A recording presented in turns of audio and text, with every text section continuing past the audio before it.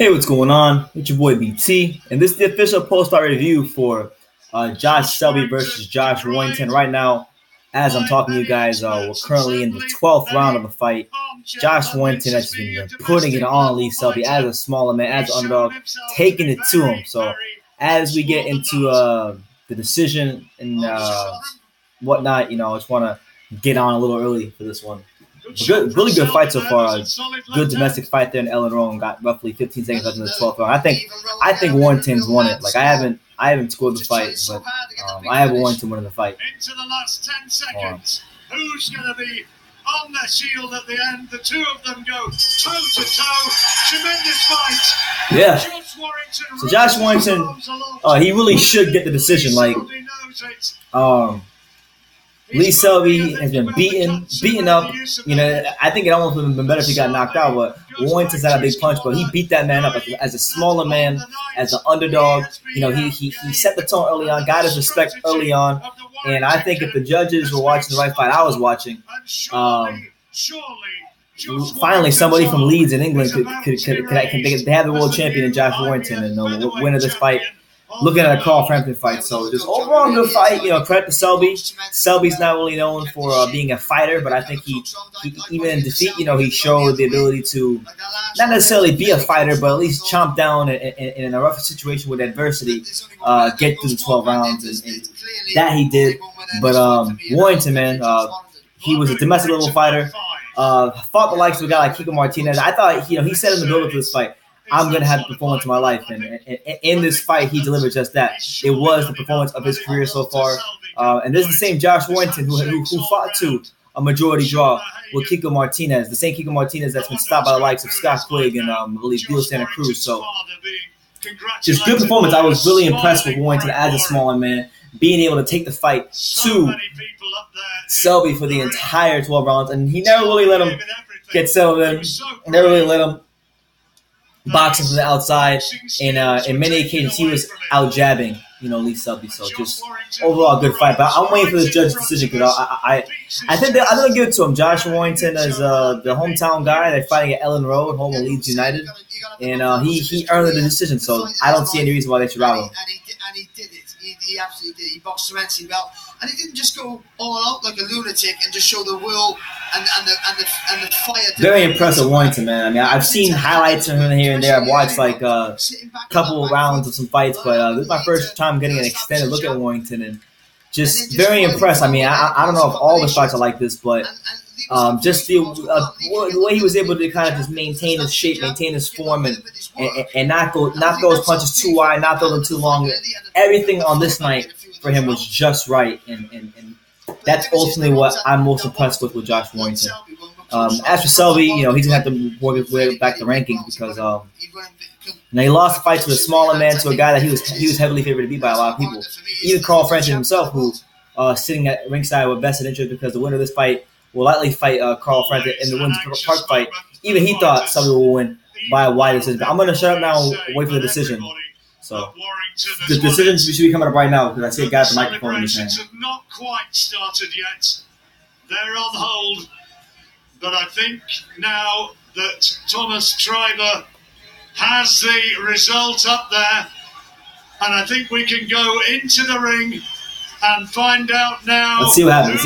Let's see what the verdict is. We got a new world champion. We can find out now and go into the ring. The fighters are together with the referee. Let's find out.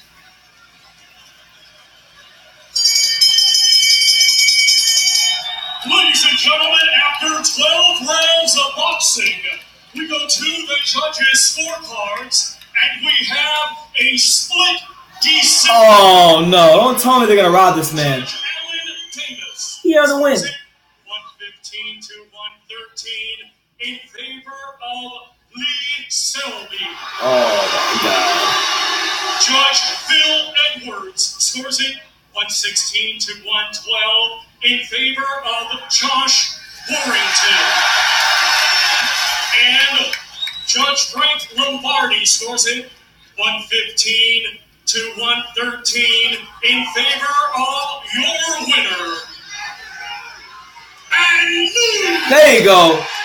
They got it right. Shout out to Josh Warrington.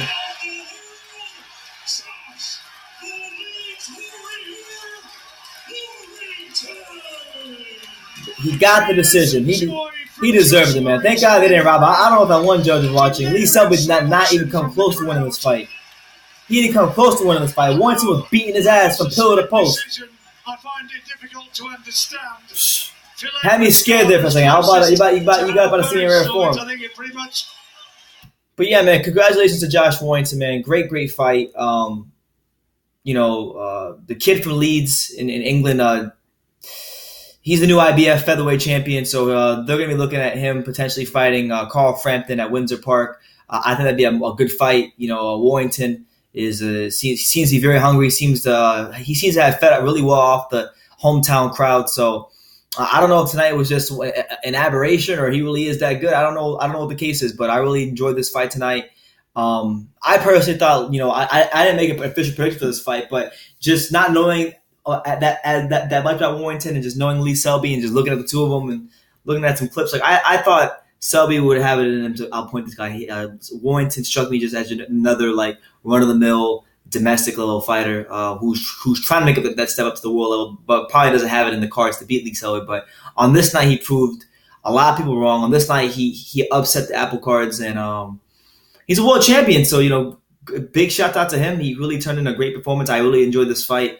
I enjoyed just early on. He set a tone. He got his respect. He stayed really on point. Throwing the jab from a nice educated position. Every time he seemed to land a solid right hand on Lee Selby, he would just jump on him and he would continue throwing more combinations, and just the calculated tactical aggression of Josh Warrington. Overall, I just thought made for a good performance.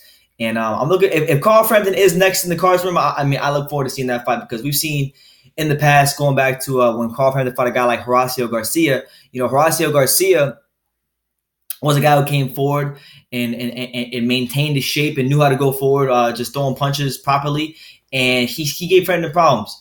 And I believe that Warrington, I don't know how much problems he'll give Frampton, but if he can kind of follow the same blueprint that Horacio Garcia followed, and fight anywhere near the level that he did tonight, then I think he's gonna have a good chance. It is worth noting, though, obviously Frampton is a much more skilled fighter than Lee Selby. So that's what it is. That's my post-fight review. Josh Warrington gets the split decision, BS split decision, but nonetheless gets the decision, a split decision victory over Lee Selby to become the IBF featherweight world champion. So let me know what you guys in the comments down below.